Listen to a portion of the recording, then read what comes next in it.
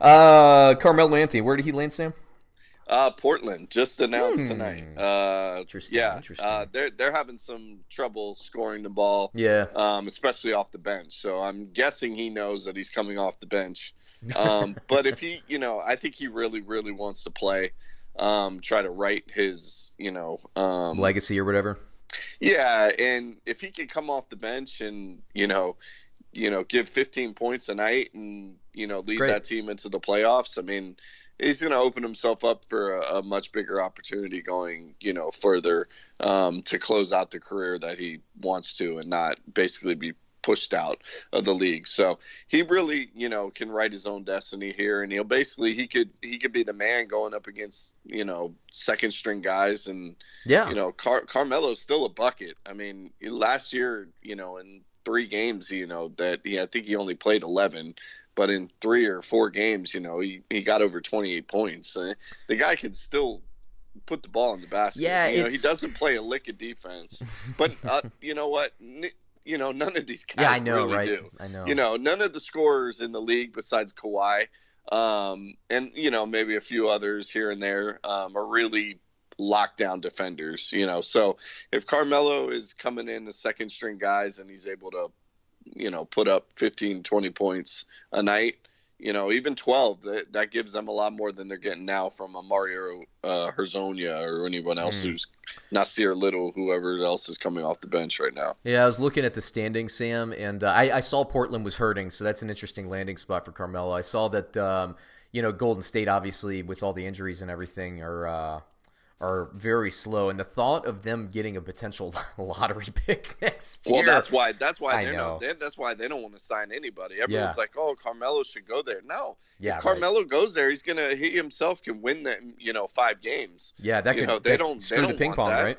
Right. They don't want that. They don't want a guy coming in chucking and getting a 40-point night and a couple nights out of the year. You And and I, Sam, are young enough to remember when David Robinson got hurt, and then the San Antonio Spurs got the number one pick, which they never would have gotten a number one pick because they were always like a no, top four seed in that conference. David Robinson gets hurt, they get the number one pick, they get Tim Duncan. Tim Okay, Duncan. that is completely worth you quote unquote tanking or whatever you want to call it. With Steph Curry going out, for a long time. Right. Then there you go. Just call the season right there. Absolutely, Yeah, and they're that's not an going to make the instant. playoffs. Yeah. Yeah. And they're going to add a piece. You mentioned trading. It's Russell, right? Yeah, they'll probably trade Russell There at you some go. point. Trade He him. had 55 points the other night, and they won a game. I think they were like, "Dude, Got to get this guy out. get this guy the fuck out of here!" Absolutely, Yeah, absolutely. jeez, Get man, him what are you out of there. doing? Accumulate picks. Try to get him. Maybe you can even get another bad team to give you a pick. I mean, What's, they have a top pick that's only protected if they make the playoffs or whatever. So they're not trying to squander that. yeah, right. Which they're not going to. I mean, but they need to be bottom of the barrel. Yeah, and they have a decent shot at doing that. What about the Atlanta Hawks? I was expecting them to start a little bit quicker this year. What do you think about them? I know you're following them because your boy Chandler's on that team. Yeah, and I saw them live last Friday. Oh, that's right. So, How did that trip go? I yeah, forgot yeah, it about that was good. entirely. Yeah, it was good. Yeah, it was good. Trae Young didn't play great that game, Mm. and he was also a jerk to 2 little kids. I saw him right in front of my face. He was Oh, like okay. five, Tell me what happened. He was like 5 feet from me. No, these little kids, like, they just wanted a picture with them, and they were down, and like I had a credential on that allowed me to go down after the game back by the locker room. Was waiting for Chandler, and I was actually talking to Jabari Parker at the time. We were just talking Duke basketball and stuff, and we were talking about about 10 minutes or so, and Trae Young came out of the locker room, and these little kids, they had Was this after the credentials game? on. Before the game? After the game. Okay. Yeah, Okay. probably about 45 minutes after Because that the makes a game. difference. That's a big difference. Okay. Yeah, 45 minutes after the game. These kids had credentials on too, so Mhm. they were down in an area that, they had to know somebody to be in this area. You can't just, it's not like, somebody that was sitting up in the nosebleeds decided to walk down, and you can't get back here if you don't have like this lanyard on with the pass on. These little kids had that on. And all the players are coming out. They're all right there. Everyone's right there. And so these 2 little kids asked Trae Young for just a picture, And he was by himself, and he was like, nah. And I looked at him and I was like, are you serious? And he looked at me like who the fuck are you? Yeah, right. But I was talking to Jabari, so I think he was like, all right, well, I mean, he's got to know somebody here, So he didn't full out he just kind of looked at me like I was like, I sunned him. And, I was like, it takes like 5 minutes. I know. Less than that, man. It takes a couple seconds. Yeah, I get it before a game. I get it. I get some totally of it. Get it. Totally, I get totally it at get it. halftime. After I get a game, it during a game. Yeah. After a game, these kids had lanyards on. Man, literally, there was like probably 20 people down in this area. It was almost an hour after a game. All the players are dressed. They're coming out of the locker room. They're all showered. They've already done their press. Oh my god. He didn't play great, so he's probably in a stink mood. He eventually did take the picture, though. I'd like to think I had an effect influence. on that. Yeah.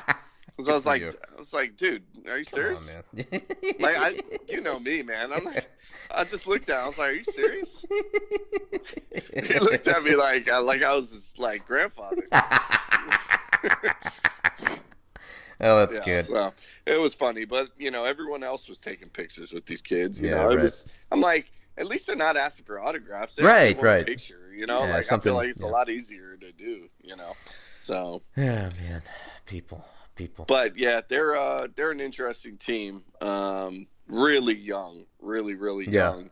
And then obviously Vince Carter. Yeah, I was going to say he's got to bring that team average up to about 34 at this point. 34 years old. Yeah, he's 42, and Trae Young is what, 22? TB12, baby. Not even. No, VC 12. He's got to be 20. So you imagine Vince Carter's 22 years older than Trae Young. Yeah, he'd been in the league by what, like 2 years, 3 years by then, right? Didn't he come in at 19? He came in in 98. He came in 98, so I'm not gonna do that math. Yeah, I don't know. That's 21 years. He only played 2 years. He played 2 years at North Carolina. So okay, 2 years. Yeah, there you go. Yeah, so he'd have been 19 or 20, depending. 19, on yeah, 19, yeah. So yeah, unbelievable. Well, good for him, man. Good for him. Yeah. I think we could probably call that a show. Do you have anything else on your mind there, Mr. No, Sam? man, but I love that Kentucky lost at home to Evansville just because I cannot stand Kentucky fans, and I hope they batter this thing. Was Ashley Judd crying? Probably. Ashley Judd. What has she done? Well, I don't know. She goes to Kentucky games, right? I know, and they show her every time. I think that's along came a spider. Yeah, that's like her claim to fame now is just being a Kentucky fan. Like, she keeps going because they keep showing her. They're like, "Oh, Drake's not here. Okay, Ashley Judd." She's like the Matthew McConaughey for Texas football, but at least he's still doing at least Buick commercials.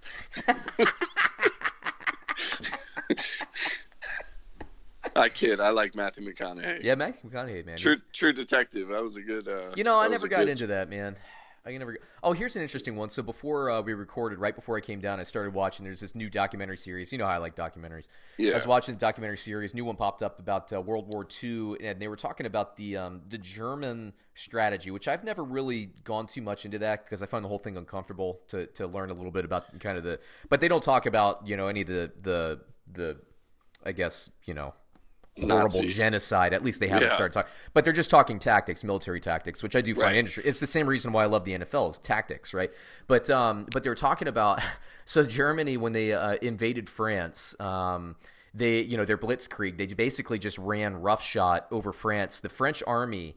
And their strategy and all the way up to the top of the chain there, they thought it would take 2 weeks for the Germans to break through into that first impactful city, and it took them 3 days to get through. And literally right before I hit the pause button to come down and record this, they said, but the Germans had a secret weapon up their sleeve or something like that. And they started talking about this medication, so I was like, okay, so they gave them uppers. It was crystal meth. Uh-huh. Crystal meth, over-the-counter crystal meth. led the Germans to cut out basically, what is that, 11 days off their journey over the fields of freaking France to break through. You know what, man? I actually watched a documentary, like a YouTube documentary. Like, it was like not great, like done, but it was all about, Nazis and drugs. Yeah, really? Like, this is the first I've heard of it. And I was just like, crystal meth. I was like, that, you know what? Like sense. A hell army. Yeah, that makes a hell of a lot of sense. And what do you want? You like give them crystal meth and bath salts and let them like chew faces off. I mean, this is like I couldn't believe that I was listening to this and it was like true history. It's like, holy crap. And so now I'm going to go, probably tomorrow, because it's a little late tonight, I'm going to go down a rabbit hole tomorrow and I'm going to learn all about the crystal meth usage of the German military. As they retook the Rhinelands. I mean, I think that should be a follow-up to next show. Yeah, maybe I'll do it if I find anything interesting. But I'm loving those documentaries. We just got the old Disney Plus at the house too, so I have. Oh, I did too. Did you? I haven't watched that Mandalorian. I haven't watched that. I watched it last night. Is it good? Man. Oh yeah. Okay, good. It's not like it's not like J.J. Abrams ruining the third trilogy. Is it? I didn't mind Force Awakens, but the last one was awful. Last one was so bad. Last Jedi was terrible. I'm really worried, and they miscast the bad guy from the girls show, whatever his face. Oh, Adam Driver. Yeah, he's brutal. He is brutal. And the love story with Rose and Finn. Oh, I could do without Finn. I could do without and Princess Leia flying through the sky like Mary Poppins. It was awful, man. I know. So was she holding an umbrella? I can't remember. Was so bad, dude. It was so bad. What a shame. I tried to watch it again recently, and I was like, "Oh no, this is even worse than I remember." Yeah, it's worse. Great. Yeah, it's like I caught the episode 1. With Jar Jar. Yeah, and the kid playing Anakin. Yeah, Phantom Menace. I caught that a couple minutes of it on TV, and I started watching it, and it is so overly green screened. It is. Yeah, it's awful. It is awful. So in one way, from a cinematic point of view, I actually like the Star Wars a lot more, the third trilogy than the first trilogy. But man, I agree with you. I don't like any of the characters. Maybe the lead character, the lead girl there, and the pilot. I like the pilot. Yeah, those two are good. But no, Mandalorian, it's really good. And cool. Jon Favreau is doing them all, and they follow more of like the Rogue One kind of. Like where it's a little bit grittier and dark. I mean, they've only had one episode, but it's really good. Let me ask you an important question. Jon Favreau's directing. Is it fat Jon Favreau or is it muscle Jon Favreau that's directing this? I think it's fat Jon Favreau. Okay, then I'll watch. Yeah. Then I'll watch. Okay. Yeah. You don't want muscle Jon Favreau. You don't want muscle Jon Favreau. It's pure garbage. Fat Jon Favreau, you're talking Rudy. You're talking Swingers. Yeah. You're talking, some of these good Marvel movies I think he put together. You don't want skinny Jon Favreau. He's too busy crushing weights, not busy enough writing stories. Nah, I think he's back fat again, fat and jolly. And what's that for? What is it? 4 Christmases? That's a pretty good one, though. That's a good movie. I love that one. With the Taboo, when they're playing Taboo, that is good. Yeah. That's a good movie. I gotta watch that this Christmas. Yeah, we have that on our rotation at the house. Love Actually will be on. I know it's a rom-com, but it always cracks me up. That old singer that really is butchering that song. He just laughs so hard. Oh, and dude, I stayed up way too late because on Disney Plus is 10 Things I Hate About You. Oh, yeah. I hadn't seen it in a while. Oh, it's so good, bro. My wife will be very happy that that's on there because that's one of her, like, how like you and I can always watch like Step Brothers or Shawshank Redemption or any of these movies. Yeah. That's her rotation. If it comes on, she is watching it. So, I'll tell her it's on there. And Boy Meets World, the whole series is on Disney Plus. Yeah, Boy bro. Meets World? What about all the other TGIF? Are they owned? Is like no Step by Step on there? No, Step by Step's not on there. Just Boy Meets World. Yeah. Trying to think what else is. All the Mighty Ducks. Quack. Yeah, man, it was worth it, bro. I was like, I was surprised like at how much good stuff. Nat Geo's on there. They have National Geographic, which I go to town on. Yeah, it's all the Marvel stuff, all the Star Wars stuff, all the Disney stuff. But like, I was surprised at the quality of actually their TV stuff. And I haven't even broken into the originals yet, which I'm really looking forward to. So yeah, cool. I made my watch list, and it looks So good. It is not. They are not a sponsor, by the way. We're talking about them like they are. Disney would not touch this show with a 50-foot pole. 50-foot pole. Believe me. Speaking of Disney, I believe they're buying or they bought Fox, which basically means all the American Pies, that franchise is dead unless they sell the asset, and that's not likely to happen. Yeah, it was weird because I was wondering why The Simpsons were on the Disney Plus. Mm-hmm. But another great value to that whole thing that I didn't think they were going to be. I forgot all about it. So like we're going to see a bunch of Fox shows pop up. Probably Family Guy is going to be up there. I wonder if Arrested Development. Yeah, that's an interesting one because they're basically a mainstay on Netflix. Yeah. But there was a lot of Disney stuff on Netflix too, and I think it's all going to get yanked or has already. I'm not sure. Yeah, but now they're doing current seasons on Netflix, so I wonder what the agreement is. Oh, really? Yeah, they're still doing seasons? Oh, yeah. There's two seasons, man. Really? Yeah, two new seasons. I haven't watched any of that. No, yeah, get on that, man. I thought the first season, I haven't even watched the most current, but the first season of Arrested Development, once they went to Netflix, it was probably about 3 years ago, give or take. And it was basically the first 10 episodes were, where was this character? What were they doing? And then it culminated into a couple episodes of whatever the story arc was going to be. So yeah, I get why they did it, and I was super excited for it, but I was kind of let down by that first season. And I haven't even picked up the second season yet. It was one of those things where my wife kind of wanted to watch it because she was a big fan, but she couldn't get into it, and she kind of lost it. So I'm getting in there, and I'm just going to start. And I'm also behind, by the way, on Stranger Things. I haven't watched the most recent season of that. Yeah, me neither. Not enough time in the day. Not enough time, man. Especially, you were in Atlanta last weekend, going to the game, and you spent some time with your loved ones and all that. What I was doing last weekend was staying up till 2 or 3 in the morning loading videos to YouTube. So that is my life until the NFL season. So I've never been so excited to get into the NFL playoffs than I am this season. I get on these videos, I'm like, can you believe it's already week 11? Wow, it's going blah, blah, blah, blah. And I'm secretly thinking, just please get me to week 17 so I can just have a life again. But, it's a lot of work, labor of love, those, Sam. That channel's doing really, really good. Once again, out there, if you're listening to this podcast, please, please, please check out YouTube. We have a lot of really cool stuff. It is more NFL-centric, but, I'm talking to Chris at Underdog, the one who owns Underdog, the one who does the Underdog podcast, with your 300,000 listeners a week. We're going to be doing some shows. We're going to be doing some really cool stuff. Sam and I are going to be doing some cool stuff, too. Sam's going to be video-capable sometime soon. What else, Sam? I'm going to be coming to Florida. I don't know when, maybe for a couple of weeks in March. So we'll get some stuff done there, I guess. I don't know, but we can be video capable. Maybe, I'll tell you what, why don't you give me the break? Why don't we do it in January? Yeah, exactly. Why don't we do it in January so we can get you set up and we'll thought start about. Off fresh. There you go.